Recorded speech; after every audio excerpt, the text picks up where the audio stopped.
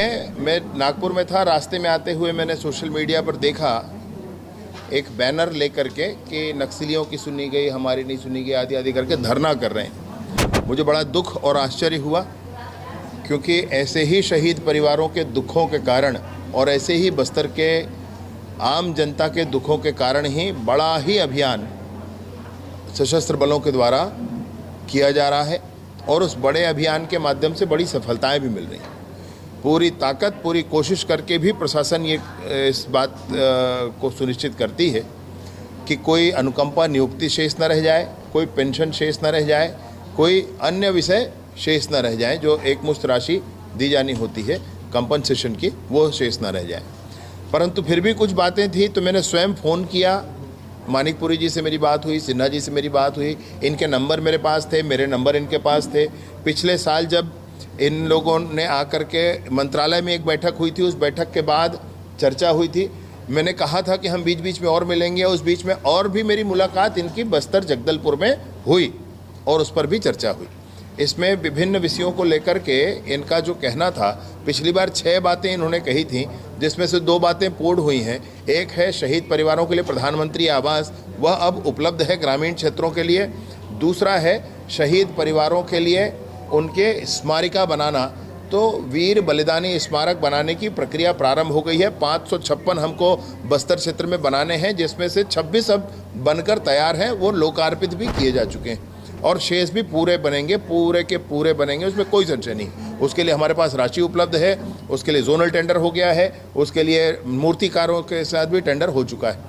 कुछ मांगे इन्होंने कही थी कि शिक्षण संस्थानों में शहीद परिवार के बच्चों के लिए आरक्षण होना चाहिए, विभिन्न सरकारी नौकरियों में शहीद परिवारों के बच्चों के लिए आरक्षण होना चाहिए। तो ये दोनों तरह का प्रस्ताव हम लोगों ने बना करके और आगे भेजा हुआ है।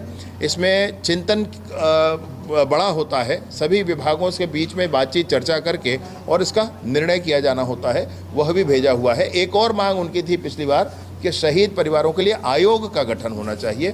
तो आयोग के गठन हो या किस तरह से सुनवाई की स्थिति बने, शहीद परिवारों के उन्नति के लिए, शहीद परिवारों की चिंता के लिए कैसे बने स्थिति, उस पर निर्णय हुआ भी है। अभी हर महीने के दूसरे बुधवार को आईजी रेंज पर एसपी कार्यालय में शहीद परिवार का कोई भी विषय हो तो वो सुना जाता है।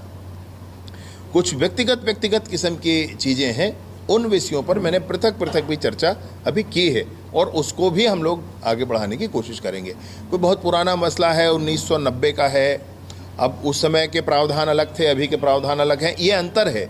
तो अभी के प्रावधानों के हिसाब से वो प्रावधान कैसे प्रकरण हो सकते हैं, नहीं हो सकते हैं, वो जांच का विषय है, इंडिविजुअल।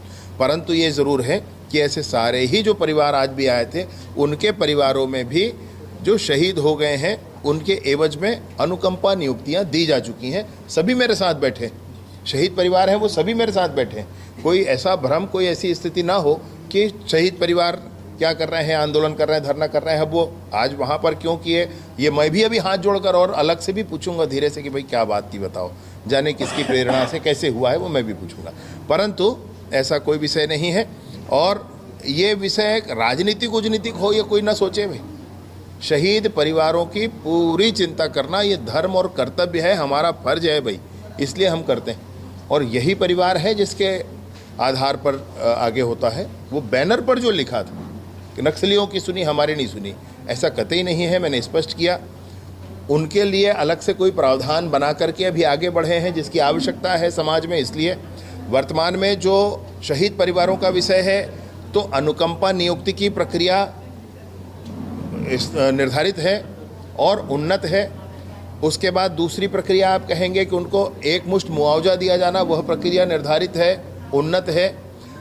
उसके बाद उनके अन्य जो विषय हैं आरक्षण वगैरह का, वर्तमान जितने प्रावधान है वो हैं, लेकिन अन्य जो मांगे गए प्रावधान है उसके लिए भी हम लोग काम कर रहे हैं।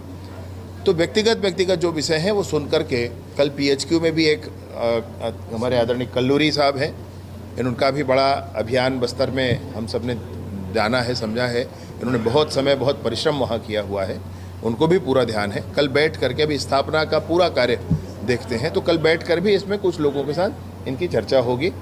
जो संभव है वो जरूर करेंगे, और जो नहीं है संभव उसके लिए हाथ जोड़कर बताएंगे कि भैया ये हो ही नहीं सकता, ये आपकी मांग की श्रेणी में नहीं होना चाहिए। धन्यवाद। सर, आज की घटना